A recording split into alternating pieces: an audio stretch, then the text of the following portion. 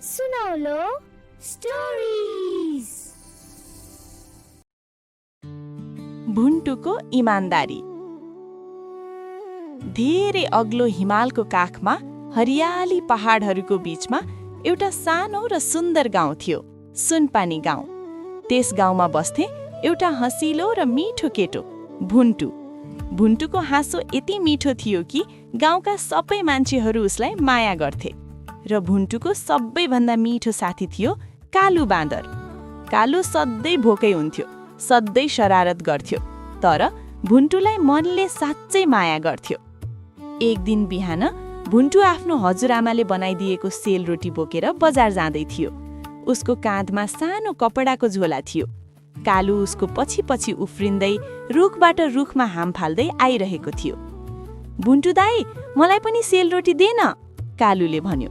पहिले बजार पुग्नुपर्छ कालु, हजुरआमाले यो रोटी बेचेर आउन भन्नुभएको छ, यो हाम्रो होइन, भुन्टुले हाँस्दै भन्यो। कालुले आफ्नो ठूलो आँखाले सेलरोटीलाई हेर्यो, पेट गुडगुडायो, तर उसले केही भनेन। बजार जाने बाटोमा एउटा ठूलो पिपलको रुखको मुनि भुन्टुले केही चम्किलो कुरा देख्यो। ए, के हो यो? भुन्टुले झुकेर हेर्यो। त्यहाँ राखिएको थियो 500 रुपैयाँको नोट, हावाले उडाउन नपाओस् भनेर ढुङ्गाले थिचिएको। कालुका आँखा एकदमै ठूला भए। ऊ खुसीले उफ्रियो, भुन्टु दाई, पैसा पैसा, अब हामी धेरै आलु अचार किन्न सक्छौं, आइसक्रिम पनि, मिठाई पनि। भुन्टु चुपचाप उभियो। उसको मनमा दुई विचार आए। एकातिरबाट उसको मनले भन्यो, यो पैसा लिइदेऊ, कसैले देखेको छैन, कालुलाई आलु अचार किनिदेऊ, आफूले पनि खाऊ।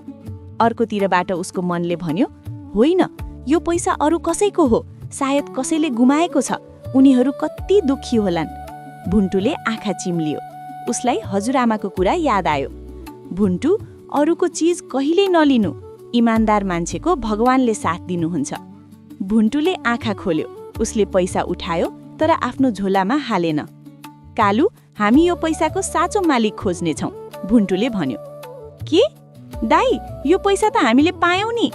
हामीले पाएको होइन कालु, हामीले भेट्टाएको हो, फरक छ, भुन्टुले शान्तपूर्वक भन्यो। कालुले टाउको खन्यायो, बुझेन, तर भुन्टुको पछि लाग्यो।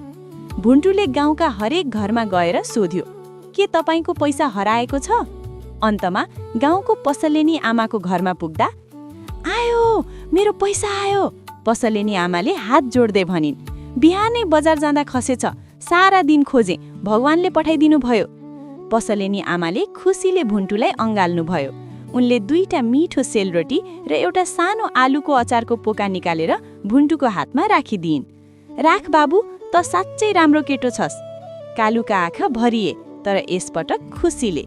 उसले भुन्टुलाई अँगाल्यो र कान्छो मुस्कानले भन्यो, दाई, त साँच्चै महान छस्, र अब आलु अचार खाने? भुन्टु हाँस्यो। दुवैजना त्यस पिपलको रुख मुनि बसेर खाना खाए। पछाडि हिमालय चम्किरहेको थियो, आकाश सुनौलो थियो। साथीहरू, भुन्टुले आज हामीलाई एउटा महत्त्वपूर्ण कुरा सिकायो। अरूको चिज फिर्ता गर्नु नै साँचो इमानदारी हो। इमानदार मान्छेलाई भगवानले सधैँ साथ दिनुहुन्छ। के तपाईले पनि कहिले यस्तो गर्नुभएको छ? हामीलाई कमेन्टमा भन्नुहोस्। सुनौला कथाहरू हेर्नु भएकोमा धन्यवाद। अर्को हप्ता फेरि भेटौँला, भुन्टु र कालुसँग। नमस्ते।